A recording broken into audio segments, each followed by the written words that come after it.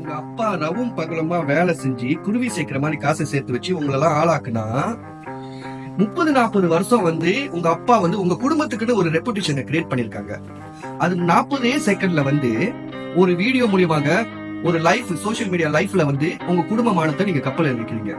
இந்த சொசைட்டியை விட்டு தள்ளுங்க, இந்த ரிலேட்டிவ் விட்டு தள்ளுங்க. உங்க பேரண்ட்ஸ் உங்க ஃபேமிலிக்குன்னு ஒரு ரெப்புடேஷன் கிரியேட் பண்றதுக்கு எத்தனை வருஷம் ஆரம்பிச்சு. ஒரு சைட் பார்த்தா டெலிகிராம்ல 20 வயசுல இருந்து 80 வயசு வரைக்கும் பிள்ளைங்களோட நியூட் போட்டோ பேக்கேஜா விக்கிறான்.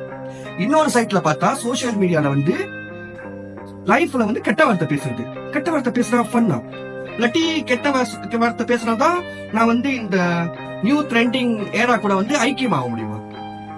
ஓ அப்படிதான் இப்பெல்லாம் கெட்ட வார்த்தை பேசினா நான் பார்ட் ஆஃப் த குரூப்ல ஐம் ஹாப்பில. உங்க அம்மா பத்தி நான் பேசிக்குவேன், எங்க அம்மா பத்தி நீங்க பேசிக்கீங்க, உங்க அக்கா தங்கச்சி பத்தி நான் பேசுவேன், என் அக்கா தங்கச்சி பத்தி நீங்க பேசுங்க, நல்லா ஜாலியா இருக்கும்ல. இந்த ரிலேட்டிவ் பத்தி விட்டுதலுங்க, இந்த சொசைட்டி பத்தி விட்டுதலுங்க. உங்க அப்பா அம்மா சுத்தி ஒரு கூட்டம் இருக்கும். உங்க அப்பா அம்மா மேல ஒரு பெரிய மரியாதை வச்சிருப்பாங்க. அது தூசி மாதிரி கரைச்சிட்டீங்க. உங்களுக்கு அறிவு இல்லைன்னா பரவாயில்ல, உங்க குரூப்ல 2-3 பேர் கொஞ்சம் உங்களோட வயசு மூத்தவங்க இருப்பாங்க, அவங்களுக்கும் அறிவு இல்லையா? எனக்கு இந்த கெட்ட வார்த்தை சோசியல் மீடியால பாக்குறவங்க பார்த்தா எப்படி தான் இருக்கு. இதுக்கெல்லாம் பேர் என்ன தெரியுமா?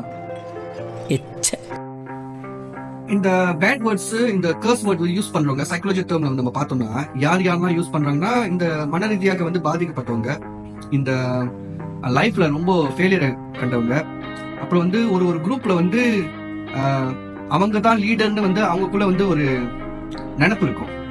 நம்ம பேச்சுதான் எல்லாமே கேட்கணும் அப்படின்னு ஒருத்தவங்க இருப்பாங்க. சோ அவங்க தான் ரொம்ப இந்த மாதிரி வேர்ட்ஸ் எல்லாம் யூஸ் பண்ணுவாங்க.